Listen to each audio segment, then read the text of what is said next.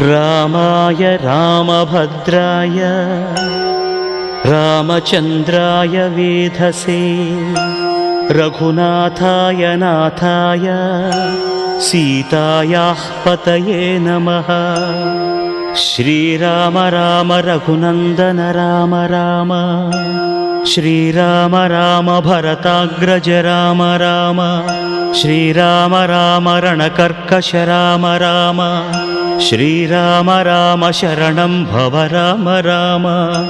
श्रीरामचन्द्र चरणौ मनसा स्मरामि श्रीरामचन्द्र चरणौ वचसा गृह्णामि श्रीरामचन्द्र चरणौ शिरसा नमामि श्रीरामचन्द्र चरणौ शरणं प्रपद्ये। माता रामो मत्पिता रामचन्द्रः